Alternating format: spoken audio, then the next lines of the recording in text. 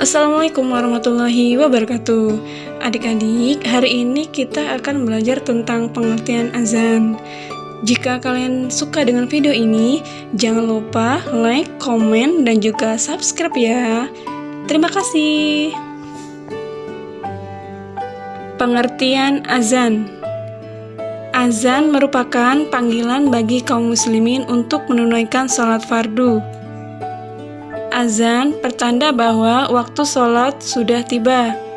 Secara bahasa, azan bermakna al-i'lam, artinya pengumuman atau pemberitahuan.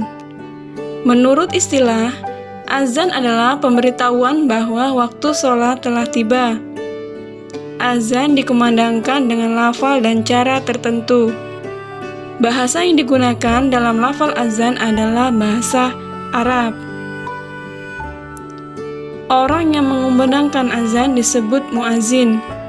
Hukum mengumandangkan azan adalah sunnah muakkad. Sunnah muakkad artinya sunnah yang sangat dianjurkan. Azan mulai diisyaratkan pada tahun kedua Hijriah. Sahabat Nabi yang pertama kali diperintah untuk azan adalah Bilal bin Rabah. Saat itu belum ada pengeras suara.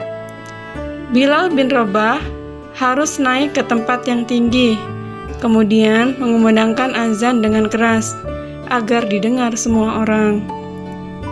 Azan bukan hanya dikumandangkan untuk sholat wajib saja. Azan diperbolehkan untuk seruan melakukan sholat tahajud. Kita juga disunahkan untuk azan ketika terjadi bencana alam, serta gempa bumi, tsunami, dan angin topan.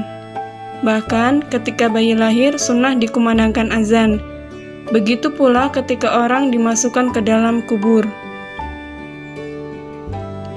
Lafal azan mencakup akidah seorang muslim. Azan diawali dengan bacaan takbir, artinya Allah Maha Besar. Kedua, membaca syahadat tauhid dan syahadat rasul. Ketiga, ajakan mendirikan sholat. Keempat, mengajak kepada kemenangan. Kelima, bacaan takbir dan tutup dengan bacaan tahlil.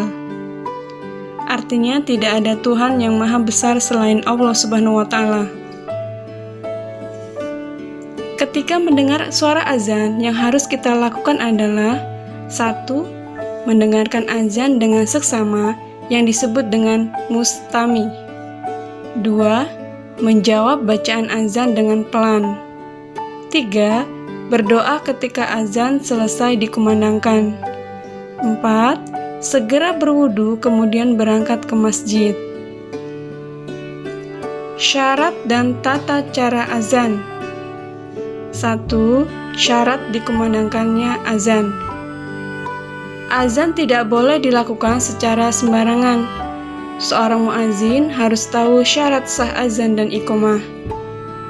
Untuk menjadi seorang muazin harus memiliki syarat-syarat. 1. Beragama Islam. 2. Mumayyiz atau mampu membedakan yang baik dan buruk. 3. Seorang laki-laki. Perempuan boleh azan khusus jamaah perempuan dan tidak menggunakan pengeras suara. 4. Dilafalkan secara urut dan tertib. 5. Berturut-turut atau tidak ada waktu pemisah antar kalimat. 6.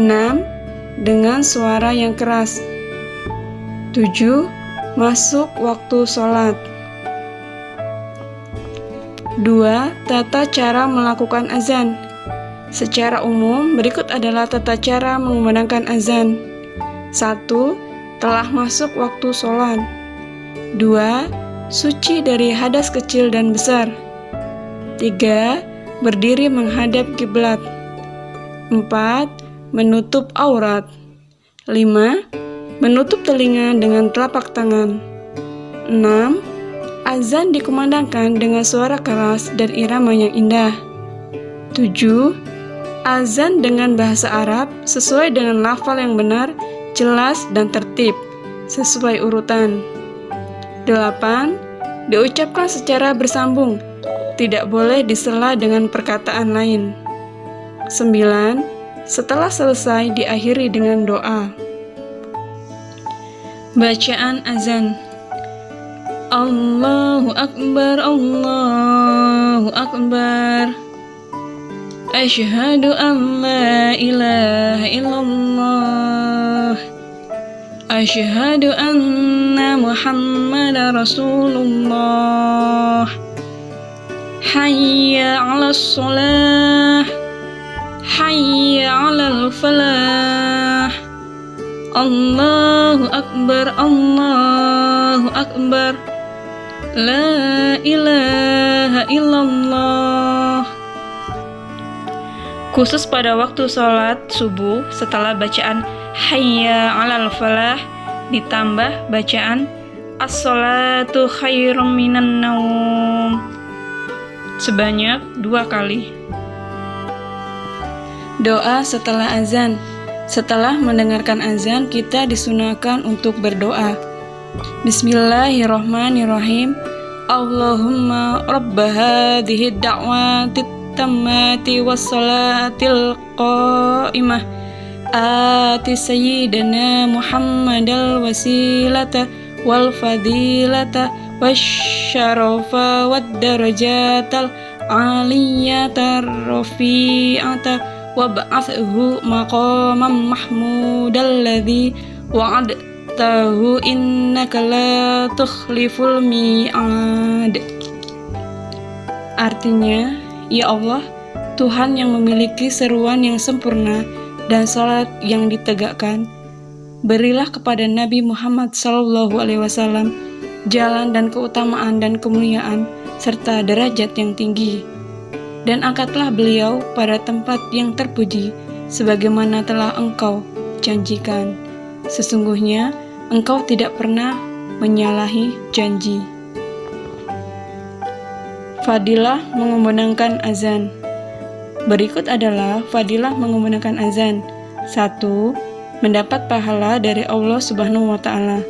2. Mengusir setan karena setan takut pada azan. 3. Setiap makhluk hidup dan benda mati yang mendengar suara azannya akan bersaksi untuknya di hari kiamat. 4. Mendapatkan doa dari Rasulullah SAW karena beliau pernah mendoakan ampunan untuk muazin. 5. Mendapatkan pahala sebanyak orang yang salat bersamanya. 6. Doanya mustajabah. 7. Dibanggakan oleh Allah Subhanahu wa Ta'ala di hadapan para malaikat. 8. Diselamatkan oleh Allah Subhanahu wa Ta'ala di padang mahsyar. 9. Dijanjikan oleh Allah Subhanahu wa Ta'ala masuk ke dalam syurga. Adik-adik, demikianlah pengertian tentang azan. Semoga bermanfaat. Mohon maaf jika ada kesalahan. Jangan lupa like, komen, dan juga subscribe. Terima kasih. Wassalamualaikum warahmatullahi wabarakatuh.